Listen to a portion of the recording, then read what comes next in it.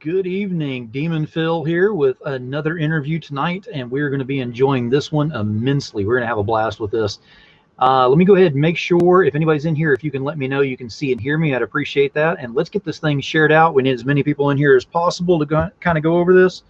We're going to have some fun tonight. Dan, thank you for being here. Scott, appreciate you being here too, buddy. Excellent. If y'all get this shared out for me, I would certainly appreciate that. And then we will get going here in about another minute or so. We got some sharing going on in the background as well. And it looks like we are going to be off and running here pretty quickly. And we're filling up quickly in here. All right, we got quite a few people. So whoever all is in here, let me know if you can see and hear me. I'd appreciate that. Scott, actually, okay, cool. Thank you, Scott. Appreciate it. All right. Hopefully everybody's had a great day, been productive. I'm still getting ready for this move, but I am probably a good 90 to 95% ready on this thing, which is amazing. So, yeah, as of Saturday morning, I am Georgia bound. So let me go ahead and everything's set up on this end. Let me go ahead and remove the banner and we'll make this official. Here we go.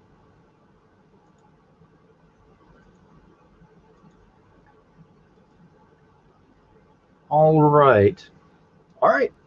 Demon Phil with another show on here tonight. The official name of the show now, officially, and we're going to make this official as of tonight, is Demon Phil's Hell of a Show.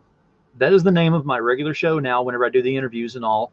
And my guests here tonight are going to be the first ones on Demon Phil's Hell of a Show. So they're going to be going ahead and running this from the very beginning. So I'm excited about that. Now, before we get too far into that, I'm going to go ahead and thank my sponsors on this because I do have some sponsors, and it's really cool that I do. So I want to go ahead and thank them first and foremost. First up is Sub-Zero Mission, which if you don't know enough about that one, reach out to me because they're the ones that actually go out and they help the homeless vets in their area, give them the tools they need to go ahead and survive the winter months so that, you know, they have some way of surviving it because some people just don't even think about them at times, and they at least go out there and take the time. So it's something that actually saves lives. So it's one of my favorites on there. So definitely look into that, please. Next up, we have Totally Rad Comics. Jim Noble just finished up with Totally Rad Life of Violet #3 on Kickstarter and did a great job with that. If you didn't jump on board with that, get on his website, look and see what he's got for the Totally Rad summer packages that are on there and see what's available because there's all kinds of good stuff. And I think the cutoff for that is today or tomorrow. So definitely go look at that. Codex Entertainment, Luis Torres has got Literally the Demoness #4. I think he has got 8 or 9 days left in his campaign. You need to go back this thing. If you have not yet, make sure you do so.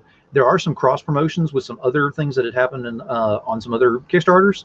So if you want to try to get in on that as well, reach out to Lewis, try to find out what was available on there, see if you had backed the correct ones in the first place, see if you can get some of those promotions.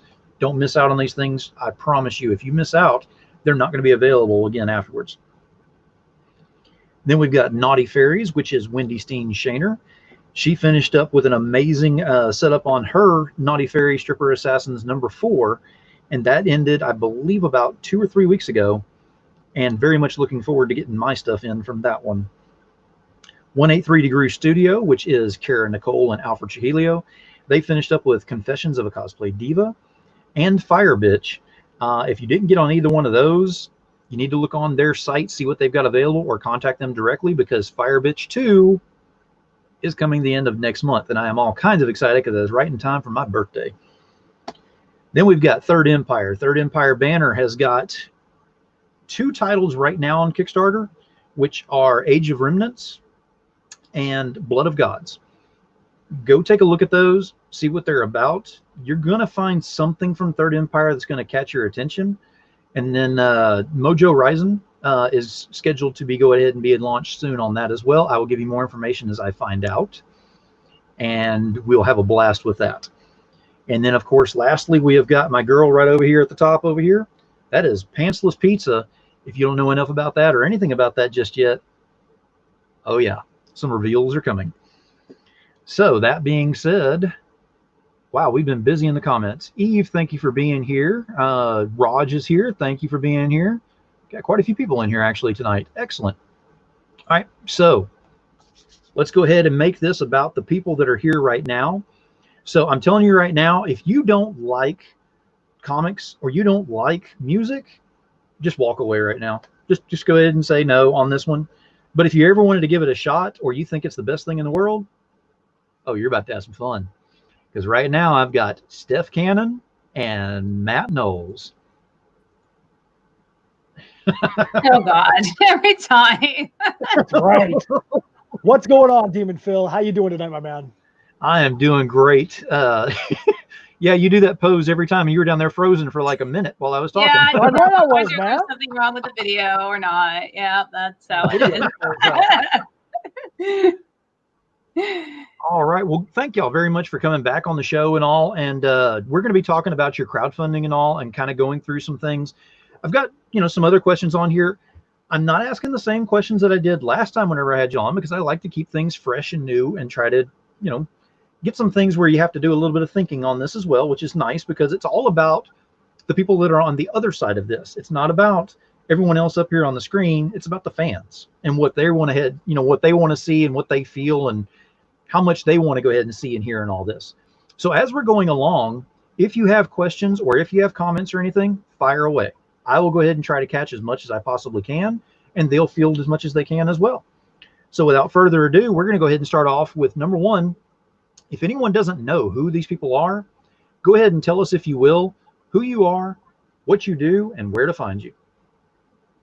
All right, well, we are Matt Knowles and Steph Cannon. As you see, we both have the same half of the second half of our last name on the thing. We are the creators not only of Heirs of Isildur, which is a steampunk time travel series, but we also have Tales from Nocturnia, which is a medieval fantasy series. Think World of Warcraft meets Dungeons and Dragons, meets Vikings, meets Game of Thrones. And we have that Kickstarter up right now on Kickstarter. And before we continue from there, I put the link in the comments for you guys. One of the things we're doing on the show tonight is any person that has backed our campaign today, any person that backs during the show, or any person that has already backed that goes and increases their pledge for one of the many add-on items we have, at the end of our campaign, we're going to put those names into a hat, and we're going to have a drawing for a special collectible that we have in our vault that's not a part of this campaign. We've got some foil covers and homage covers and other different things like that. So at the end of the campaign, if it's 2 people, if it's 10 people that back today or during this campaign, that's the number of people that are going to have an opportunity to be able to have their name pulled and get a cool little collectible for freaking free. Anyways, I know I just took that whole thing over, and there's somebody else that actually wants to probably say something, and that person is, I think, over here. Who are you, person over here that I'm pointing at? Yeah. I'm Steph Cannon. As Matt said, we are in Symmetry Creations. We are a content creating duo. Bi-coastal right now. I'm in California. He's in Florida. So we do a lot of the old traveling thing. Florida is kind of my second home at this point. We do a lot of shows because there are a lot of shows in Florida. There are a lot of Florida creators. I'm not going to repeat what he already said because that'd be boring. But we also have a steampunk time travel series that is not on Kickstarter right now, but has been in the past. And there you go, Heirs of Isildur. 11 issues are out right now. We also have the trade that Matt is shoving in your face right now. And that's available too. In fact, if you want the trade if you're like, I like steampunk too, what about that? You can get that on our Kickstarter campaign as well. Very nice. And you have an amazing Kickstarter that's going on right now, but I want to kind of go into a little bit of backstory before we lead into your actual campaign, because I've got some questions leading on to that as well. The first thing that I want to go ahead and bring up is, for those that don't know, you went basically from music to comics. There's not a lot of people that I have on here as far as guests that can actually say that. I think I've only had maybe 2 other ones that possibly can. So why don't you go ahead and tell us how that actually worked out, that you came up to where you are now with what's going on? So this is actually directed at me. I know that people might think by looking at Steph that she is probably the one that came out of the metal music world, but oddly enough, that's actually me. So yeah, I was in a metal band that kind of toiled in the underground for many years. We had some middling success. We had like 5 CDs that came out. We did 1 tour of Europe. We did a few tours over there. A few shows over there, a few different countries. We actually were on the first tour of the band Elovite, which is like one of the biggest folk metal bands out of Switzerland. We actually were label mates with them at the time, and we were a part of their first tour. One of the guys that was in my band back in the day is Sean Tibbetts, who's a world famous musician now in the band Camelot. It was just something that was a part of my life from the time I could ever remember. But the industry sucked. It wasn't something I wanted to be in anymore. I was tired of being in the industry, and just basically put my content creation to the side. But I still would write here and there, and I always had the little itch in my ear that said, "Hey, you need to keep creating. That's part of what you do." And a couple times I tried to get things started and didn't really get off the ground, and then finally got. I started writing some new music, and actually, I'll tell you, it's this. I mean, stuff is this. I haven't really told a lot of people this. The thing that actually pushed me over the edge, I had just written a couple songs in the background and wrote some lyrics, and I went to referee at a soccer tournament, and they put me in a room, sharing a room with a guy that is like a savant piano player. I mean, this dude is one of the most amazing musicians I've ever heard. And we're just sitting here bored off our butts after this tournament. And he started playing me some of his stuff. And I was like, yeah, I've got a couple of things I could show you here. And I could show you some lyrics. And I showed him some stuff. And he looked at one of the sets of lyrics. And he's like, dude, this is, oh my gosh, this is unbelievable. You got to do something with this. And literally right then I was like, here's some guy that's not even a metal musician that was just completely moved by this. And Demon Phil, just so you know, the lyrics that threw him for a loop were the lyrics to Murky Waters. Nice. So the first song on the album, those lyrics he looked at and he lost his dang mind over some of the lines in that song. And from right then, I'm like, yep, I'm going to do it. This was end of 2015. And I knew when I started to get back into music, I wanted to make sure that it was more than just music. I wanted to have a story to it. I felt like my life was kind of allegorically steampunk. It was taking some old things and some old lyrics and repurposing them into something new.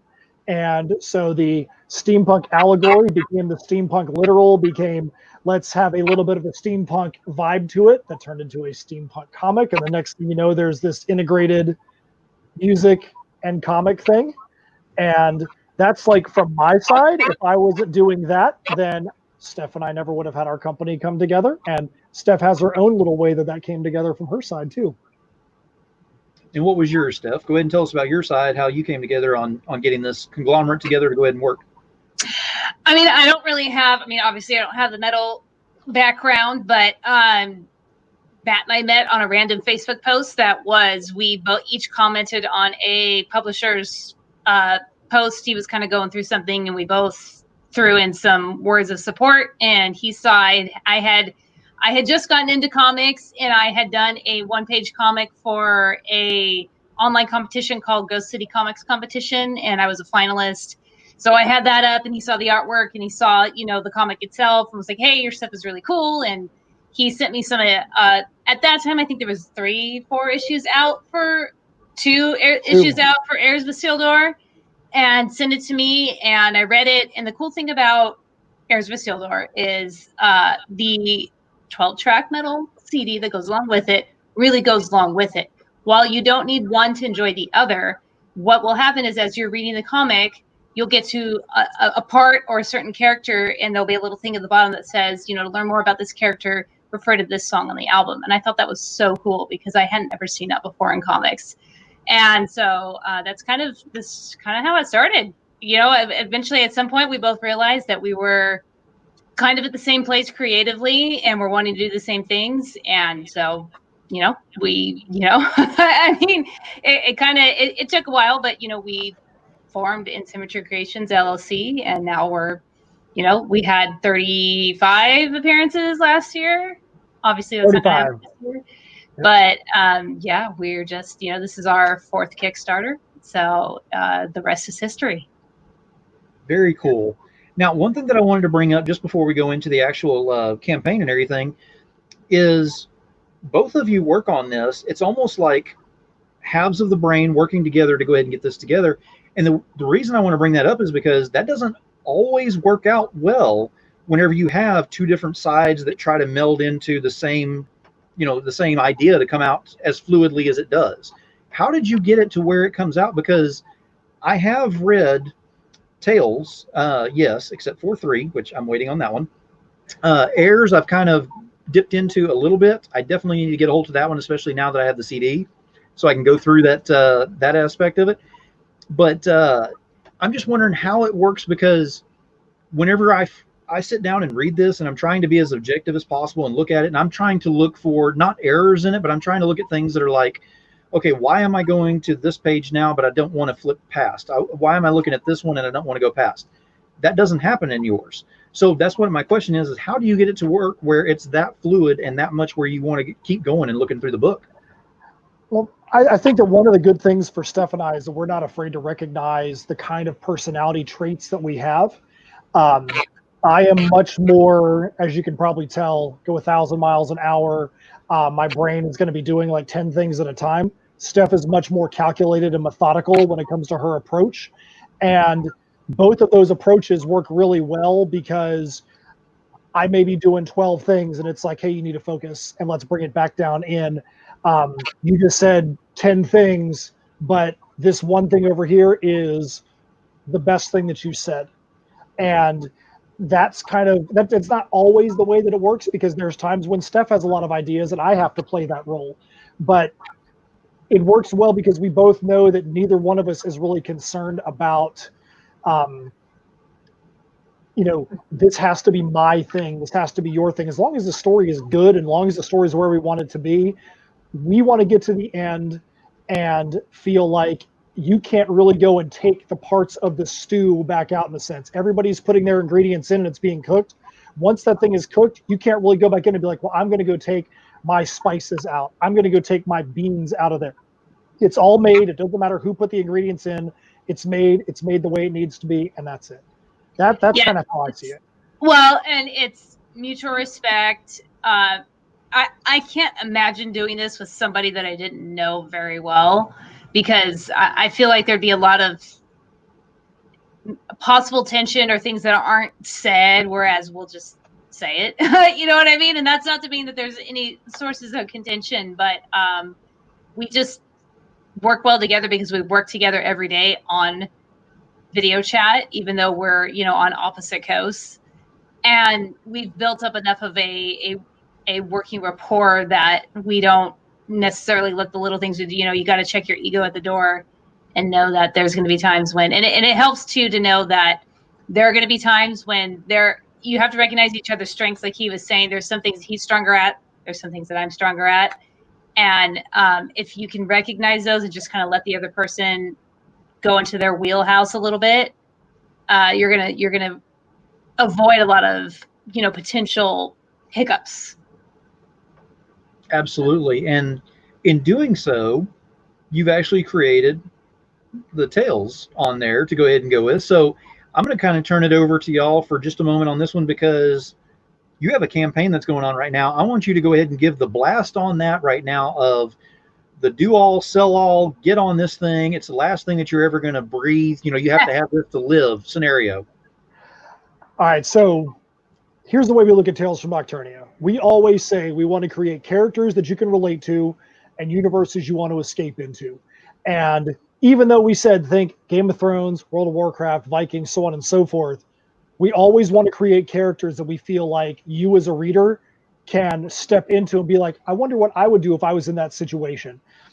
One of the things about Tales from Nocturnia that is the selling point is that it's not your typical just two sides, and all we're worried about is which side, the good side and the bad side, is going to be the one that's going to win. Tales from Nocturnia focuses on the executioner in the kingdom of Nocturnia, Beninock, and an internal struggle that he's personally having, because what leads into Tales from Nocturnia, you have the king who executes his best friend for having an affair with the queen. At the execution, the queen jumps to her death. There's a panel that is in Heirs, because Heirs and Nocturnia are sister stories, where you see the execution up, and you can see the from his best friend that he executed on one side, or his only friend, the best friend, but he's also his only friend, and you see the blood from the queen on the other side. The executioner is so distraught from this, he wants nothing to do with this life he has been born into as an executioner anymore. So you have this kingdom that is in shambles. They have no leadership. They have an imminent threat from their arch enemy neighbors, the Sinistarians, with nobody to lead them. And through happenstance and through some oddities, Beninock, who wants nothing to do with being a public figure anymore, starts to become a leader of the people. And that's the kind of thing that we really think resonates with people, because it's not the story you expect. It's not, we're going to have these brave knights and we're going to have these, that doesn't mean those people aren't in this story, but the focal point is, where is Beninock and how is he working within this environment? And that's why we feel like it's a story that you want to have in your hands. This campaign is for the 3rd issue of 3 in this series, and also for the trade paperback. And people may say, well, it's only 3 issues. It's 3 issues, but issue 2 and issue 3 are both double issues. And there are 2 other parts to the story that are prequels that are also included in this 130 plus page trade. All the parts that were included in Heirs of Isildur are kind of reframed a little bit to be a prequel. And we also did a 4-page prequel for the Housebound anthology that will also be being included in this trade. So that way you've got the full story, all parts in order, to be able to see where everything was in this kingdom before everything went to crap, what happened to make it go to crap, and then everything after it that's going to lead into what happens in issue 3. And I can tell you, Demon Phil said he's read issues 1 and 2. I'm sure when you read 2, you're like, I did not see that coming from issue 1. Yeah. Guarantee you there is some stuff in issue 3. You're going to call us up. You're going to be like, dudes. Well, probably not going to call us. You're going to type it on your chat window. Go, dudes. What the heck were you guys doing? What were you thinking? That is insane. Where did you come up with this ridiculous idea? And it's going to be the insane brains that the 2 of us have. That's probably where it came from. Excellent. What do you think, Steph? It is. I mean, go ahead. Well, what I will say, because Matt kind of gave you the rundown of what the story is about. So what our campaign is about is cool stuff. I mean, I don't know. I want to say cool, and then like a cuss word, but cool stuff. And we have wooden logo stickers. And when we say that, we mean actual wooden laser etched, but like with a sticker back that you can actually put on something. And from what we are told, we're the first comic creators that have done something like that. We're going to have foil covers. We're going to have some Garbage Pail Kids homage covers done by Walter Osley. And when we say homage covers, we mean we took, actual atom bomb card and made it into like the characters from the story. So we pride ourselves in having cool stuff in our campaign, stuff that's a little bit different, a little bit more unique. We also have face masks because you can't go anywhere without wearing a mask right now. We've got those, and they have dragons on them. Who doesn't love dragons? So we've got a lot of really cool stuff that you might not be able to find in a lot of different campaigns. A lot of campaigns you're going to get art prints. You're going to get stickers. We do have stickers. We have that too. We have the wooden stickers, but we have a lot of other cool stuff too. Well, and the one thing on that note too is that we've already passed our first stretch goal, and the first stretch goal was a holofoil trading card of one of the Walter Osley covers. So we are known for having trading cards within our campaigns. And the first stretch goal was you get one or the other put into your physical package. When we get to 5,500, then you'll get both of those foil cards put into your package for no extra cost. So if you're somebody that's just backed and got just one of the single issues, you're going to get both of those holofoil cards when we get to 5,500. The other thing is that at 5,500, we were going to put up an unlocked add-on item that we're just like, bump that crap. We went and actually officially announced it this morning. And one of the other things that the Woodcraft is doing for us is this is not the actual coaster. This is a coaster we did for Heirs, but he actually is doing laser etched wooden coasters of our Dragon's Lair logo. So, so those things look wicked. Those things are completely awesome. And you can add those on to any physical tier. The prices are on there. If you're somebody that has got one of the elite tiers where you're like, give me every cover for this campaign, we're going to throw one of those into your campaign, into your order just because. So like Steph said, we've got a lot of cool stuff, a lot of fun stuff. We want people to have fun with our campaigns. We want them to look at our campaigns and be like, dude, this is a little bit different. If you go and look at the video that we made, the trailer music in the video is actually a sneak peek of a song that'll be on our next album. Yeah, and that is one thing that I wanted to bring up too, is the music that's involved.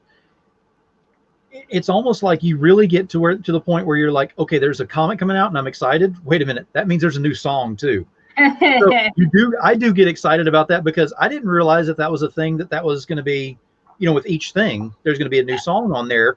But now that I'm aware of that, I'm like, all right, what's the new one going to be? Because I'm ready for this. Because I'm going to tell you right now, if you like metal, rock, I don't know exactly how to explain it on there, the exact genre, but if you like that kind of music, this is where you need to look for this. Because we were talking backstage, and I got a copy of the CD from him, and Matt asked me how I liked my CD. And I told him, instead of telling him whether I liked it or not, I said, well, I'm in the process of packing to move, and I just about killed myself in 2 days worth of packing because I put the CD on and put it on repeat. And it gave me all kinds of energy, and absolutely loved it. So yeah, it's definitely demon approved, I will tell you that. So if you like the music and everything too, I'm telling you, it has that energy within the books. Even with Tales, even though it doesn't have the scenario of, look at the bottom of the page or whatever, and it'll tell you a certain song that goes with it or whatever, it has a feel to it. I don't know how to explain it. It's like you can actually almost hear the music in your head without having anything going along there, because it just has that flow to it. It's very, very fluid in what happens. Well, the one thing I can tell you there, all Demon Phil, is if you go back to and you look at all 3 of the Tales from Nocturnia campaigns, there's trailer music in the video for each one of the 3. The trailer music in each one of the 3, all 3 of those are clips from a song that'll be on the upcoming album. So you can get a little taste of what those songs will be. And when the Crossroads Conundrum from Heirs of Isildur was done, we didn't really know where we were going to go with the next thing musically, because we didn't really want to do the exact same thing that we just did with the issues and the songs. Let's just write some songs and see where we go from there. And hopefully, not going to say this is a guarantee, but hopefully the next campaign we do is going to be for that next album. And we figured out what the angle is that we want to do. We know there's going to be some Air songs and some Nocturnia songs, and we figured out kind of a fun way to do that. So hopefully that's what the next campaign is going to be. It all matters if I can get the stuff recorded and I get some of the guest spots. I can't really name any of the guest spots that are going to happen right now, but I do have a couple of guest spots that are going to happen on the album, which we're totally freaking stoked about. Right, Steph? Aren't we stoked about that? Always stoked. We're always stoked about everything we do. But we are definitely stoked about the music and some of the guest spots. So. Excellent. Now, Steph, I've got a question for you, actually. We kind of danced around the idea of with the Executioner, how things had kind of, I'm doing this without spoilers. So an Executioner usually has that gray cloud above, and they're just, all about death and all about, that's all. But this guy, it's not really a change of heart. He was kind of forced into it. But it has changed him. And my question to you is, how do you come up with such strong character development that actually works? Because you're taking an executioner who is known for nothing but death, and he is against death. That just throws me for an entire loop in this entire series. Well, I really love an underdog story, and I know Matt does too. And that was kind of our thing is, it was funny because when he was drawn for Heirs, we kept going back to him. We kept talking about this executioner who was supposed to just be in literally like one scene for Heirs, and that's it. But there was something about him that drew us both. And from that one scene was born Tales from Nocturnia. But the thing that we really wanted to do with him is we didn't want your typical kind of bloodthirsty murderer. This was something that he was born into. It was a family legacy. And executioners were a lot of times, and we actually Googled this and vetted it, that they were either revered or they were ostracized and kind of ridiculed. And most often in those times, they were feared and ridiculed and kind of, they were seen as kind of the dregs of society. And we thought, let's give some depth to this character. Let's make him relatable and likable. This is somebody that didn't really have a choice in what he needed, what he was going to do with his life, and just kind of did it. And most of the time, he probably, it's safe to surmise that most of the time he was kind of executing bad guys. And when he was kind of put up to do this task that really changed him, he had to, he was forced to execute the one person that was kind to him in the kingdom. And then the death of the queen at the same time, right in front of him, when it was people that he cared about and were kind to him, it just kind of made him step back and go, I don't want to do this anymore. And from that, we want to really kind of give him this really strong character arc that's believable too, because, you can't just go from, executioner to, hero overnight. And so we try to very carefully kind of plot along his character arc and his development. And he really grows as a character throughout the story. And it's very cool because you kind of touched on the whole thing about, he has a change of heart, but not only that, he actually completely changes into a whole different person. I mean, the evolution in him, like I said, I don't want to give spoilers and everything, but the evolution in him really threw me for a loop because, like Matt said, you don't expect it. And if I can go along and I'm reading something and all of a sudden I have to go, wait a minute, I missed something. I have to go back a few pages saying, okay, where did I miss this twist on here? What just happened? You did it. That was actually a win in your case for that, because if you can make it where I'm so engrossed in the story that I'm looking through, or anyone else who's reading it, and they don't catch it until the end, and you get that aha moment at the end, you've done it. And we appreciate that. And we wanted to too. The other thing that we wanted to do is kind of sprinkle and pepper in some humor to it too. So there's a little bit of lighthearted stuff that goes on in a couple of the issues with him, so that you see that he's kind of always been this kind of teddy bear. He just hasn't ever been able to show it, and he's never been shown love from anybody. So he just kind of went about his daily life without ever having to, show love for anybody. And now he's getting that opportunity. And one of the things too is that, like, back in medieval times, there were different ways that executioners were treated within those kingdoms. And we decided to pick the background for Beninock as one where people revered the executioner when he was doing his job, but outside of him doing his job, he was a pariah in the community. They felt like there was a curse upon the executioner. You don't touch the executioner or you'll die. And that was just kind of their role. And without giving spoilers away, one of the things you can see in his arc is that he goes from being this person that everybody kind of pushed away to the side, and now through kind of necessity, he becomes somebody that's involved in the community. And when you start issue 2, he's like, I don't even know what the heck I'm going to do with myself now. What are you going to do? And it's kind of like in Napoleon Dynamite, where they ask him, so what are you going to do today, Napoleon? He's like, whatever I feel like, gosh. Other than the fact he has no idea what he's going to do, and he finds himself babysitting a little not a toddler, but a small, 8 to 10-year-old girl who wants to play with girl things. And he's literally sitting on a little girl's chair. He's this big old hulking guy. It's just those lighthearted moments make you care about him as a character. That's what we wanted, at least. And Jim O'Reilly has joined us on YouTube. Thank you for being here, Jim. Hello, Jim. What's up, Jim O'Reilly? What's going on, my man? Jim has been busy working on some stuff within the Third Empire banner and some other things as well. But Third Empire, you're going to see a lot of his things in there dealing with Mojo Rising. So awesome. Cool.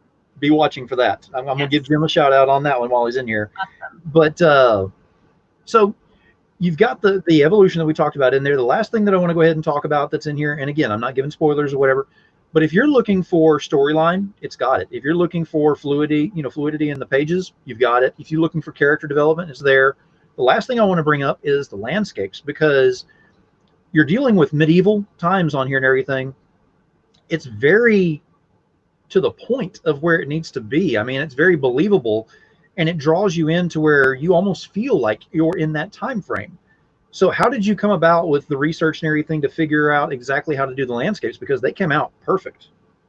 Appreciate that. So one of the things about us, and we like to write in a fantasy / time period agnostic environment. And what we mean by that is, regardless of the story that we're writing, we want to try to write where the setting is fantasy, so that we are not bound by, oh, well, you're writing it in this city, and well, that's not the way that this street faces. You need to have this street intersect with this other street. we don't want to be bound by that. What we did though is we definitely enjoy a lot of what you would see, like when people put up the amazing shots of like Austria and Switzerland and the mountainscapes and things like that. Those kinds of environments are what you're going to find in Heirs of the Sealdor, what you're going to find in Tales from Nocturnia. We like that aspect of it. One thing I will say is this: there is one thing you're going to see in issue 3 that you don't really get to see much of at all in 1 or 2 is you're going to get to see more of Sinisteria. Okay. Sinisteria, where the bad guys are, so to speak, you don't really get to see that very much in 1 and 2. You see it a little bit at times, but most of 1 and 2 takes place in Nocturnia. There are some things logistically to make Sinisteria work right. We have a new penciler for this issue named Stephen Baker, and Stephen is all about logistics. And we gave him, hey, this is what Steph and I have as our landscape for Sinisteria. This is what the things that we needed to actually do in issue 3. And he's like, okay, well, let's make it work artistically. And I would say probably, what do you think, Steph, for probably a week to 2 weeks at the beginning of our relationship with him, it was just working out the logistics of, if you're going to have Nocturnia over here and Sinisteria over here, what's the logistics of how these 2 kingdoms could have actually been in those 2 environments in the first place and still been able to be there. And it was really good because he had seen the entire script. One of the things we do with our art team, if you're somebody that ever becomes part of our art team, just know that before you work on an issue with us, you're going to get a video chat from us, and Steph and I are going to read the entire script for that issue to you. In character. Beginning to end. Because we want to make sure that you understand the entire flow of what the issue is going to be. And that way, if you have any issues or think there's some logistics things, and this is a 44-page issue. The next day after we read some stuff to Stephen, he was back on the horn with us, and he's like, hey guys, there's this thing on page 43 that I want to make sure works with what you have over here. And we're like, we were not used to that, because we're like, holy crap, this guy's literally, we just read it to him yesterday. He was looking at the totality of it, wanting to make sure that this thing that was happening later on in the issue actually made sense with what was happening at the beginning. And that was good. He wanted to make sure, I need to make sure I know how to draw all these different scenarios at the beginning so that I don't hamstring myself at the end. And it was really refreshing. Yeah, the other thing too is, I mean, to put it simply, Matt's a huge Lord of the Rings fan. I played D&D for 20 years, so we know fantasy. It's not like we just decided one day, let's write fantasy. We don't know anything about it. We are fantasy fans. We know a lot of the, we've got dragons, we've got castles, we've got love emotes, we've got all of the typical fantasy stuff in there, but we wanted to give it our own unique spin as well. Absolutely. And it's because you put your passion for what you love into what you're doing that it comes out so well. And that kind of brings up my next thing on here, because you have a commendation or an award for something that happened in a Kickstarter just recently for something that's nobody's ever had. Well, so we had did the Independent Creator Awards last year. That was out of the Florida creators and whatnot. I completely forget what it's even called now. Indie Advocates, comic book advocates. They did. They had the Indie Comic Awards last year, Independent Creator Awards. We actually got 2 awards last year for our Kickstarter campaign, the way that we ran it, the energy we put into it, and for originality. We talked about, we have a leather worker and a woodworker that both work with us in our campaigns. And in our first campaign, we had a leather worker that actually did medieval gauntlets for us with the Nocturnia shield hand carved into the gauntlets. And we just always try to have, oh man, I got something in my eye. Sorry about that. We just always try to make sure that we have something unique and original in our campaigns.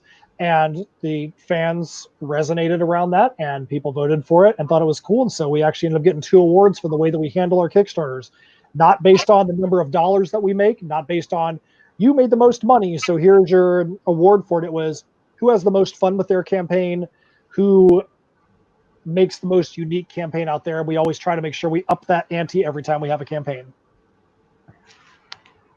Yeah, definitely. We want somebody to go to our campaign and go, wow, this is different than a lot of the other Kickstarter campaigns or any other Kickstarter campaign I've ever seen.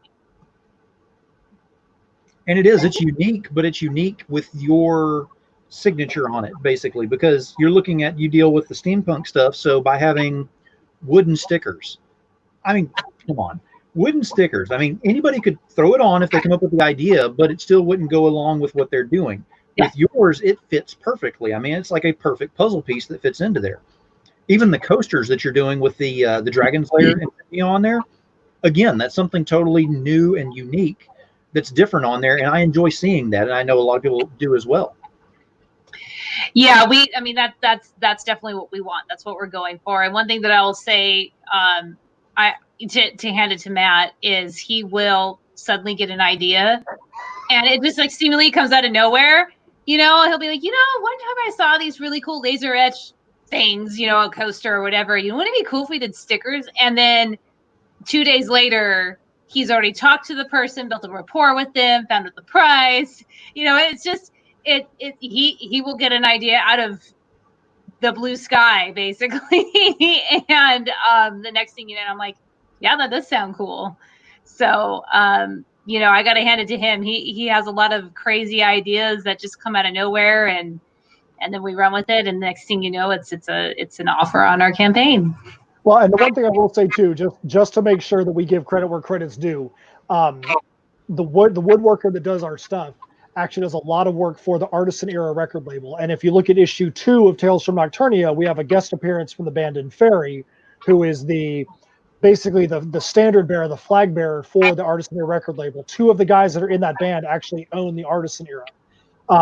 We had a blast having them on the issue. We had a blast getting Thomas Tenney from Marvel and from Creepshow on the Shutter Network and AMC to do a cover for them. And definitely got to give credit where credit's due. If it wasn't for In Fairy, if it wasn't for the Artisan Era record label, we would have never been exposed to their woodworker that does these kind of things and be able to bring over some of the things that he does for them into this realm. Oh, yeah. Very cool. And it does. I mean, it works with the way that you're doing and everything. It's actually, everything works with it. And you look at the campaign itself, it's not, there are a lot of campaigns that offer, far too many things to look through, or this doesn't actually have anything to do with this part of it here. Whenever you look through, it's I'm going to use the word aggravating to a degree. And I'm like, okay, if I had more money, it'd be an all or nothing scenario. It's a done deal. But I don't, of course, I can support as much as I can on this, and I have supported a little bit. But I'm just telling you, it's one of those things that whenever you look at it, it is so well put together, and everything that's offered on there are things that I'm like, I could show this off. I could definitely have this showing off in my place easily. That's exactly what we want. Yeah, definitely appreciate that. And one of the things that we do on our campaigns that we've had people that have questioned why we do it, but this is the second time that we've done a trade. And this is both campaigns we did our trade. We did for Heirs was issues, and the campaign for Heirs was issue 11 of 11 and the trade paperback. This is for issue 3, and you can get 1, 2, and 3, but this is for issue 3 and for the trade. And we do that because people are like, why don't you wait and just do the trade later on? Yeah. Like, well, there's people that'll wait to just get the book. And we don't want to take those people and put them at a disadvantage. Well, the guys over here that want to get the single issues are going to understand this story before you even get a chance to get into it. So we at least at this point in our career, we're like, hey, when we get to that last issue, we want to make sure that everybody has a chance to get in and get to that final bit of it at the same time.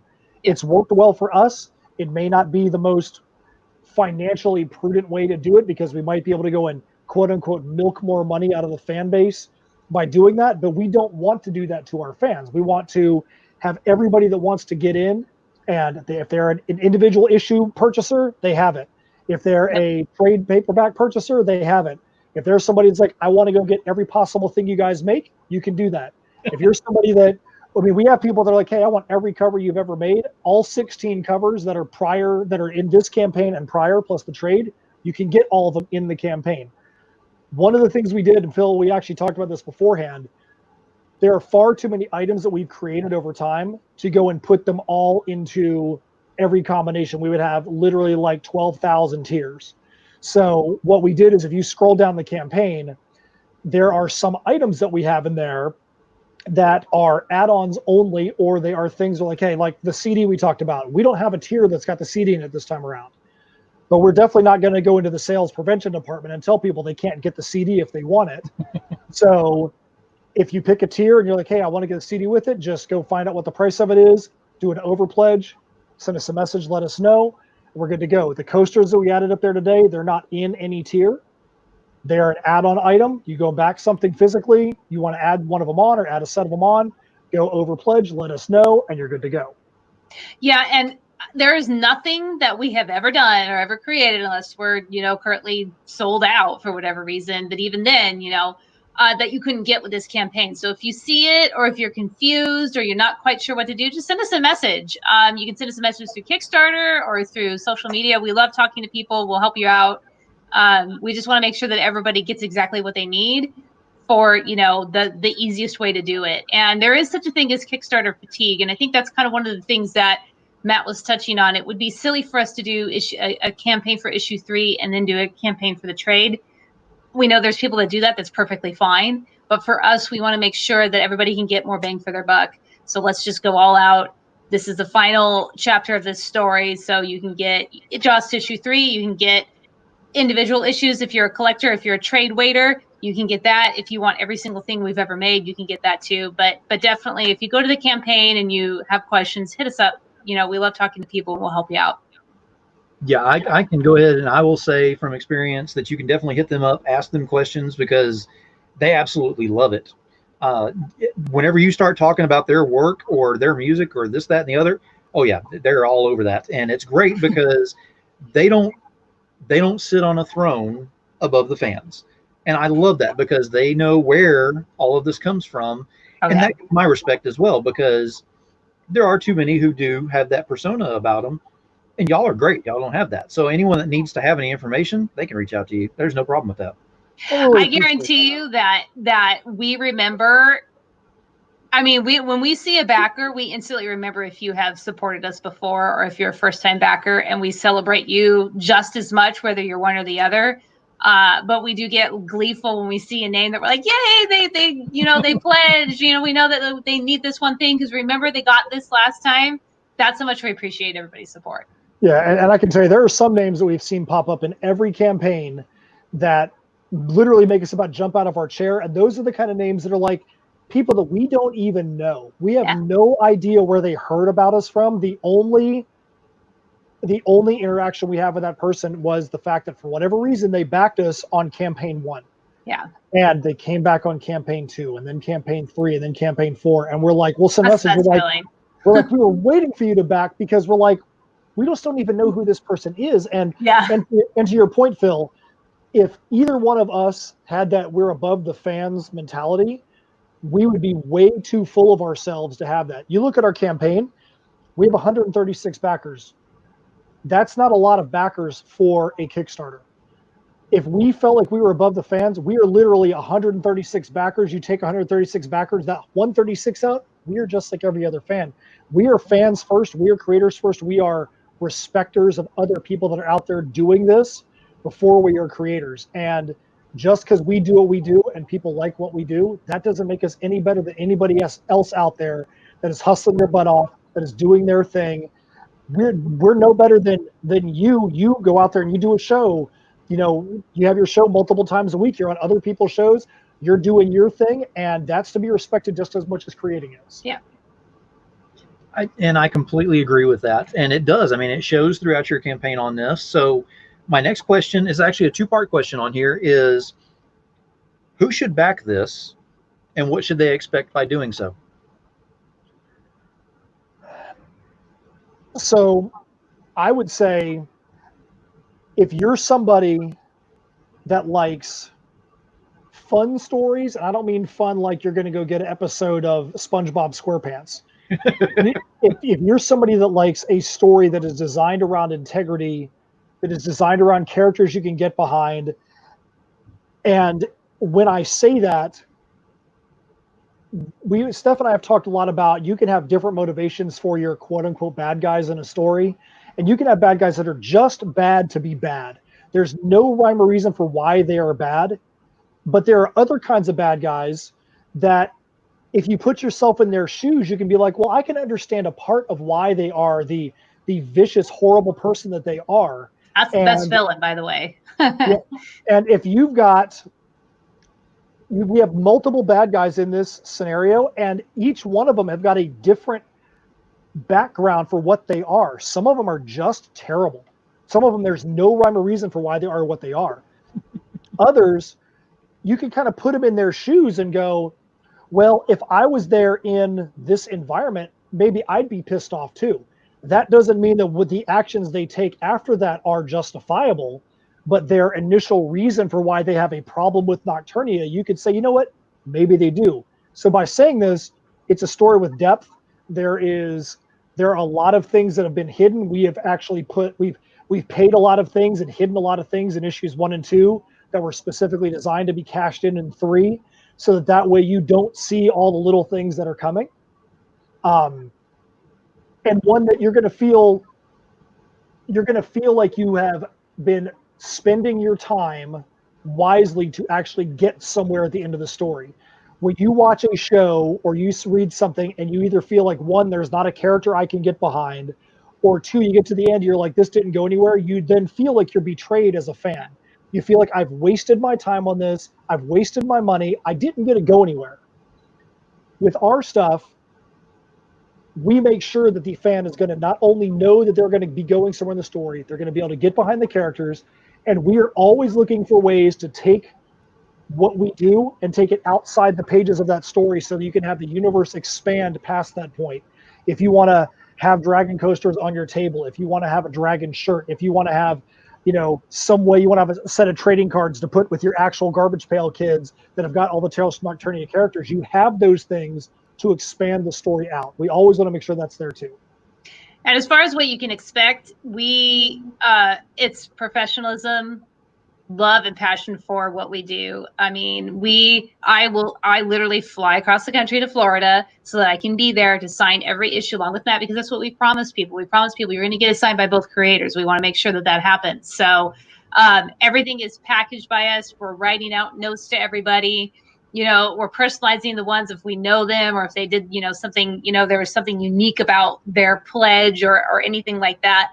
We are taking that time. It takes a little bit longer to do that because we are making sure that everybody knows that they aren't just a number to us. They're not just a backer.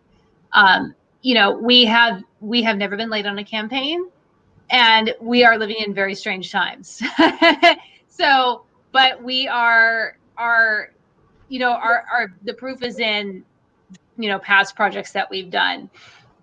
We're working tirelessly to make sure that this campaign runs exactly the way that it should, that everything gets made with, the right way, so that everybody's getting the top-notch products that we're promising.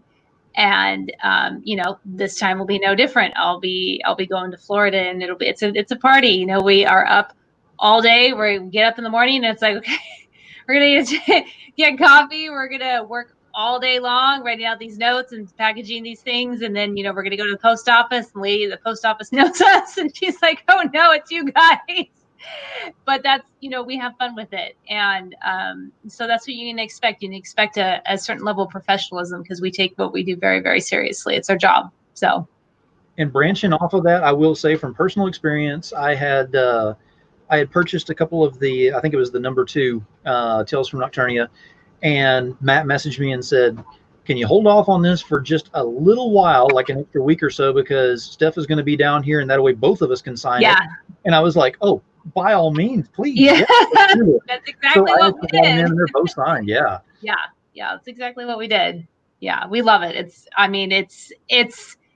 It's so much fun to be able to be given the opportunity, the gift to be able to do this together. That's the easy thing that we have a blast doing it. And it definitely shows on there. Thank you. Now we kind of walked around a little bit of a subject on there about, with current conditions and everything going on outdoors and everything. How much has that actually changed, where you've seen more of an importance on the social media on your side, that you actually need to be on more with that? I think it's been a blessing and a curse in a sense. we always are on video chats all day long anyways as we work. We know you have to be present because you have to replace the, like we've had 13 shows already this year that have been canceled. There have been other shows that we weren't a part of that we were a part of, say, last year that also got canceled. So even if we wanted to have an opportunity to have a show replacement, those things got canceled as well.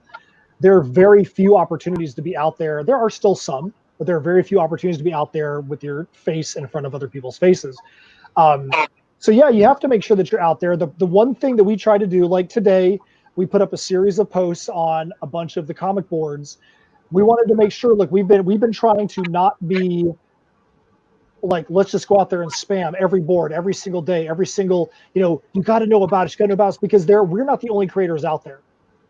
And if we are doing that and every other creator is doing that, then all you're going to have is this just rolling nonstop mess of posts on every single board.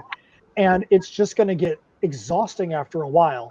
And again, other people may feel that's what they want to do and that may be their jam, but we want to try to pull that back a little bit. And so today we put a bunch of posts on some boards we haven't frequented this year or this time to let people know, hey, look, we do have this campaign that's going on. Yes, Martin, I'm definitely rolling in spam. That's what we want to see you do, Martin, is rolling some spam. No, I'm just kidding.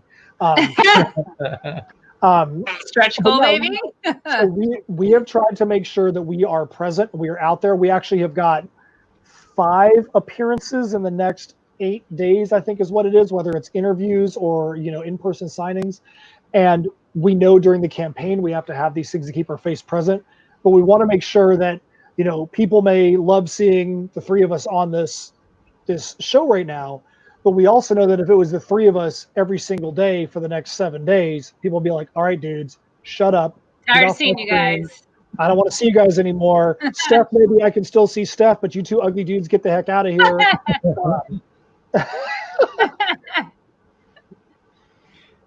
It does. I mean, it makes a difference in what you're doing with social media. And also my next question on branching off of that is, how important do you see in continuing this even when you're able to go to the cons and everything again? Well, I think that 2020 is basically showing that you have to make sure that you don't forsake anything that you do. You have certain fans that are only going to message you on social media. Certain fans are only going to interact with you on shows like this. Certain fans that you are only going to interact with when you put a Kickstarter up. Certain fans you're only going to see at a live show. You have to have all of them. You have to have balance. There are certain fans that we have that the best way to interact with them is when we send out an email blast. We are able to get our reports back, and there's a few people that we literally see them open up our emails in like the first 5 to 10 names every single time. We could tell you at least 2 or 3 of who those people are going to be. You have to make sure that you have your hand in as many buckets as possible, because as we've seen this year, you don't know when one of those buckets is going to be taken away. Yeah, you just kind of have to roll the punches given the circumstances that we're in. We can't do the shows. We are definitely not going to have 35 appearances this year like we did last year. We already know that for a fact. I mean, just last week, I think 2 more of our shows got canceled, or not even shows that we were going to do, but just shows that we could have had an opportunity if, it was possible. So everything is through social media right now. Everything is through online sales. There's pretty much no other option. And when you have, this huge thing that's been kicked out from underneath you, that was our, the bulk of our sales was, with shows last year. We just have crowdfunding. We just have social media. So we need to make sure that we are reaching out to people. And like Matt said, we have our people that just they're not big on social media. They're just email people, and they're going to open up that first. And if they click on that link and they are made aware of what we're doing because of that, then that makes it worth it. I could not agree more on that. Absolutely. So the final question on here is, what's in the future for y'all? Because you've already had a full head of steam going into this, and you've come up with some of the most amazing unique stretch goal items on there. I can't even think of what could possibly be coming out next, and y'all are already hinting towards something in this very campaign, which is driving me insane. So what's next that you can possibly talk about? Well, I will say this. I know you're moving, but I will say find a way to save a couple bucks off to the side, because We have a couple of items that we have as they're going to be unlock add-on items that are going to be coming down the pike that when they were brought to us, we were just like, I don't even know what the heck we're going to do with that. We're like, what in the freaking world is happening here? But they're fun things. They're cool things. They are definitely legit crafted things. So in this campaign, obviously we still have quite a ways left. We haven't even hit the halfway point yet because we had to run this campaign a little bit longer than we wanted to because the whole thing about having a very limited number of personal appearances, we have the opportunity to potentially have a personal appearance at the very end of this campaign. And we didn't want to miss out on the potential opportunity for that. So instead of running a less than 30-day campaign, we had to run 33. We had to find ways to keep people interested. One of the things that we'll say right now, and Steph, am I allowed to say it? One of the things I'll say right now, just tell me yes or no, can I say it? One of the things that we have not announced once we get past the 5,500 stretch goal, which we're now 301 away, once we get to that next stretch goal at 6,000, it's probably going to be a trading card for a brand new character that will be announced in issue 3 that has never been seen before, that will be a part of issue 3, and the introduction to that character will be this trading card that'll be. So right now we'll have the 2 trading cards for the Garbage Pail Kids, and the next trading card will be an exclusive card for this character that has never been revealed before. That, not saying if they're a major character or a minor character or anything like that, but they're a character that will actually be involved in the issue in some way, shape, or form. That you'll get your first viewing of that character at this point. What I can say about the character, though, is it is definitely a melding of not just Matt and I, but Steven, our artist, as well. He had a little bit of input on the creation of this character, and when Steven said, what if we do this with him, and kind of we're like, okay, and his view of it was actually interesting, but it made us go, okay. Well, okay, we have to go change the script a little bit now because this looks kind of cool, but it doesn't work in the script. So let's figure out how to do this because now I can't imagine it any other way. And that's just that's a mutual respect thing for the people that you work with, and Steven, who was this, he had only been working with us a little bit, for him to kind of come up with this off the wall suggestion for this character, and Matt and I kind of were like, okay, but now I can't even picture it any other way. So the one thing we'll say too is, again, before we wrap, if you're watching the show, remember that if anybody that backs today, whether you backed at any point today, backed it during the show, you can back it after the show. When you're done, you want to go take a look after the show. If you back it today, you're a new backer or you're a current backer that just adds something on. We actually had somebody add on to their existing pledge right before the show started. Anybody that does that will be put into a drawing at the end of the campaign. And last time we did a half a dozen drawings at the end of the campaign for little collectible items. What we're going to do is, for this specific show, those people are going to get put into one specific list, and it's going to be a collectible that's not a part of this campaign. We did, for Heirs of Isildur, we did foil cover, we did a homage cover, we had some custom prints done. We'll probably take one of those items, and you'll be able to, if you back the campaign, be able to have a chance to be in a drawing for a very, very limited collectible that we just kind of have in the vault, so to speak. And that's done live when we're actually in the same room together, where we actually put the names in an actual steampunk hat and pull a name out. We did it last time live, and it was a lot of fun. That was how we ended the campaign. It was fun. Very cool. You asked what comes next for us after this campaign. Right. So probably a lot of heavy breathing, catching our breath after the insanity of what a campaign is. But like I said, we want to be able to get onto the album, the next metal album. We want to be able to get onto the Heirs of Isildur sequel. We've had a ton of ideas about that, about where we want to go with it. It's a very, very different crafting of a story compared to how we craft this one. So we kind of have to, you got to put your mind in a different mode to do that story. We have a few other things story-wise that we want to do as well, that we've been putting our heads together on as well, that we've kind of put off to the side a little bit. So who knows what the next story piece is that's going to happen? But we definitely know that we have got a lot of things in the works that we can't wait to get back out there to people like Demon Phil and to all the other ones. And I see in the chat too, Dan Stockwell says, I can get individual comics, right? Yes, Dan, you absolutely can. If there's a tier that you see that's not quite, if you have some questions, just hit us up, send us a message, and we can help you out. But yeah, you definitely can. Yeah. So, and to add on to that, Dan, good. I'm glad that you saw that, because I was just about to say the same basic thing.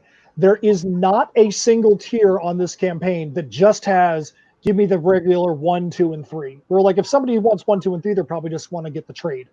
But if you do want to get 1, 2, and 3, the best thing to do, there's a couple tiers called Bridge the Gap. And you can get either 1 and 3 together or 2 and 3 together, and then just go add on the other issue that you want or the other cover that you want.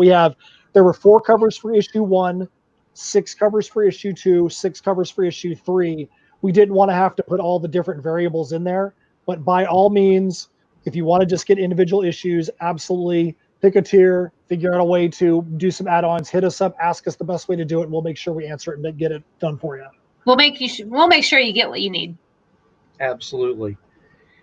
Excellent. Guys, I've had a blast having y'all on here. We've gotten a lot of information out there. It looks like we've got a few people that are definitely interested in this and trying to figure out.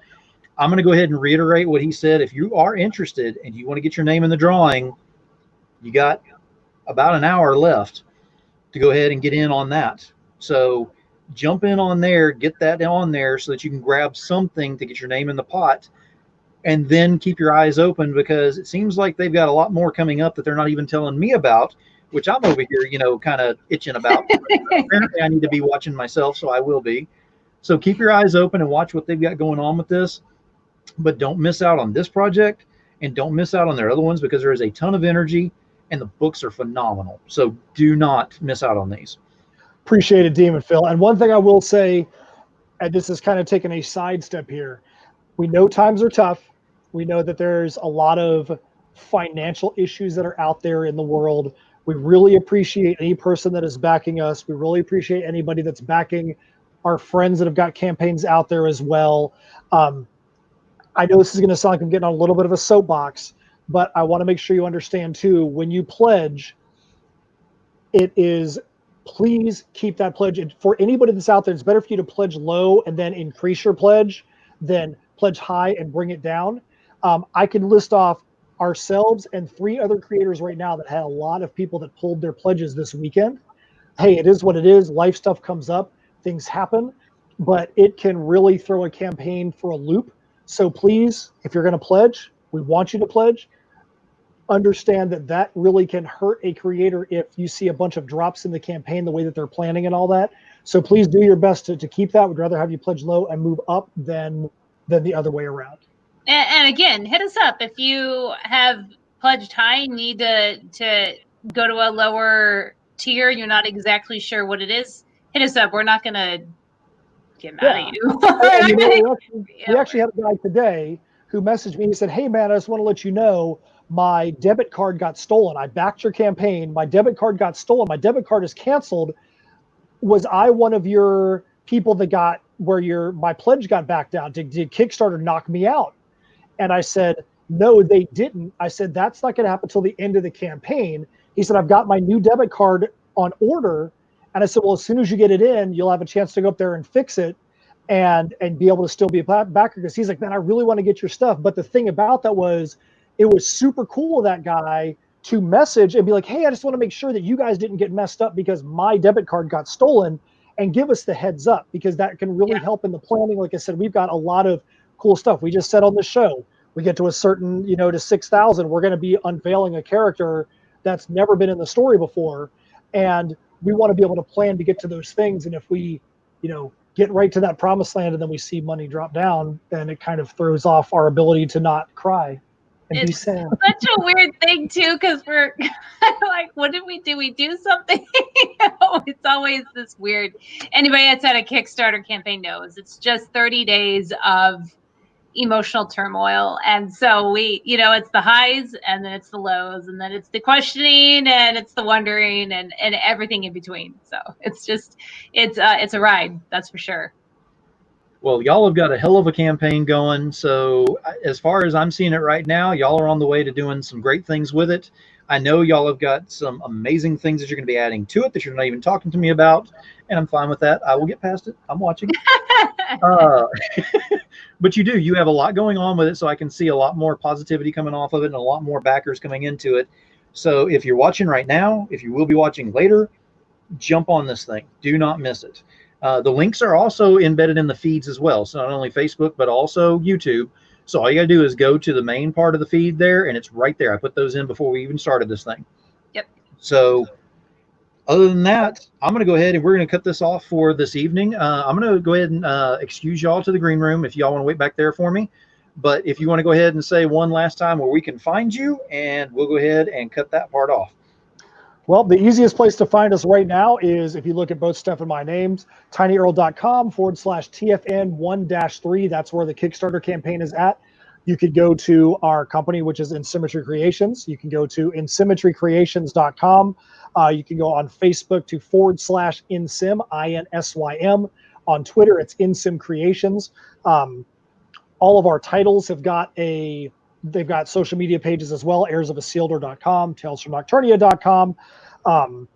Steph and I are both on Twitter. I am at Dr. Anguish, Dr. Anguish, and Steph, you are at Comic Writer Stuff.